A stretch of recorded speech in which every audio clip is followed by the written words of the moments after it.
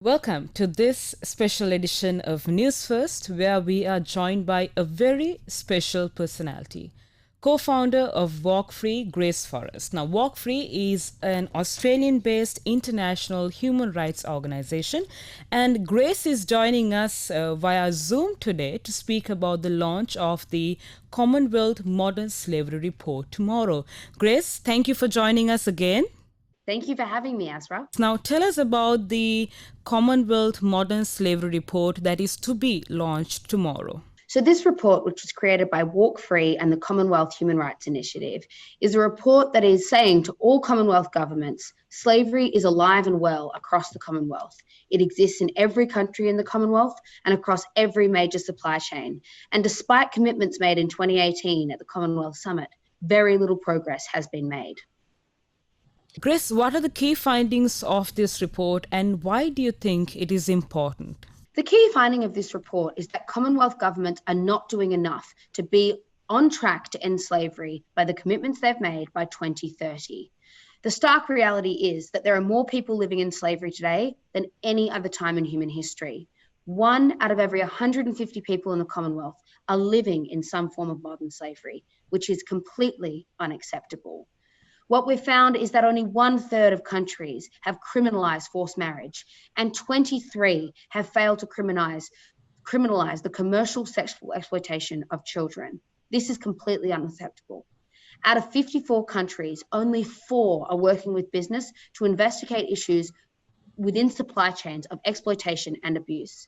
And this is simply not good enough. What this report is calling on is for governments to create a major initiative across the Commonwealth to tackle modern slavery. And why it is important is because in the midst of a global pandemic, when so many issues are being put to the sideline, we want to remind governments that millions of people living in modern slavery is also a global crisis, and it cannot be forgotten.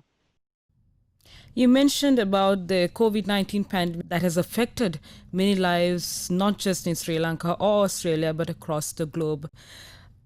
Is it simple to focus on modern slavery when there's a pandemic going on in the world? I think what we really would love to say to governments and businesses across the Commonwealth is that the two do not exist in isolation. People have called COVID-19 a great equaliser, but that is simply not true. COVID-19 has created a heat map of vulnerability throughout the world, and those who are most vulnerable are going to be impacted for a much longer amount of time and in a much more extreme way. The reality is the ability to social distance is a privilege, and for millions of people throughout the world, it is just not a possibility. We need the countries with the most power and the most equity throughout the Commonwealth to ensure there is basic safety for all people throughout Commonwealth countries. And we need to remember that while COVID-19 in and of itself is a crisis, it is also unveiling other crises that have been ignored for such a long time, like mass exploitation in supply chains throughout the world and the destruction of our natural environment. COVID-19 is a crisis, but if we ignore these other crises which are in our midst, they will only get worse and be harder to deal with. The reality is we're in the decade of delivery for the UN Sustainable Development Goals. We're at the beginning of the decade of delivery, and COVID-19 has been a baptism of fire. But what it must all remind us is that we cannot leave vulnerable people behind. And if we do, we will fail in the deliverance of those goals. So what recommendations do you have for the Commonwealth governments to eradicate modern slavery from the world? So our key recommendation is for Commonwealth countries to create a major initiative throughout the Commonwealth to tackle modern slavery and exploitation. We don't want one single country to be left behind. And part of this is about enacting strong legislation. Both Australia and the United Kingdom have modern slavery acts, and we would love to see legislation such as this across other Commonwealth countries, holding supply chains and businesses to account and creating transparency throughout global supply chains. Equally, we are calling on every government to enact legislation to criminalise forced marriage, which is absolutely a form of modern slavery in the 21st century. We know that modern slavery in every form disproportionately affects women and girls. We would argue that modern slavery is the greatest feminist challenge of our time, and we need to ensure there is legislation in place to protect people and to criminalise people who are taking these issues of human trafficking forward. Where there is impunity and corruption, there must be transparency and accountability. and every government is responsible for ensuring this becomes a reality.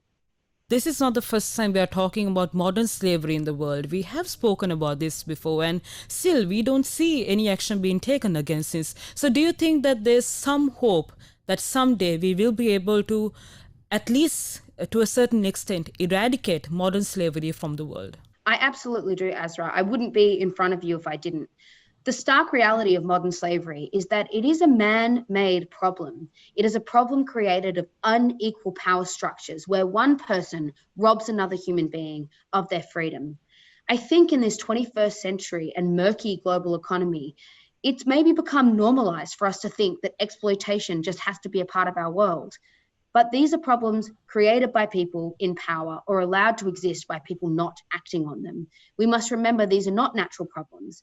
And if every single one of us have a power to change it, whether that's through raising our voice, whether it's through journalism, whether it's as a government official enacting policy, a business leader creating transparency, or as a consumer simply demanding to know who made my clothes, and demanding quality not just in the product, but in the life of the person who created that product.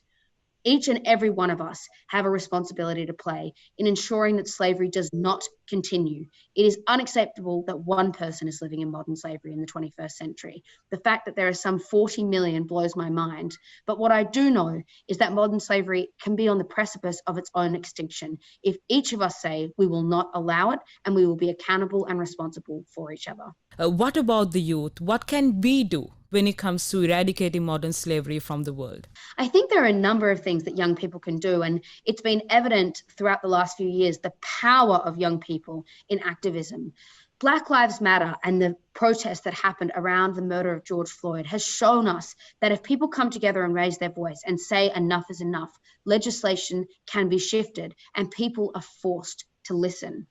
I think what young people must know is that together we are much stronger than we are apart, and that all of us across the globe have far more in common than we do that divides us. If we come together to demand accountability of our governments and of our businesses, and to say we will not accept exploitation as a normalized part of our economy or as a normalized part of our country, leaders will have to listen. Thank you, Grace, for joining us on this special segment of News First and for enlightening us about a topic that is always spoken of, but always also swept under the carpet. Thanks, Grace, once again for joining us. That's it from me.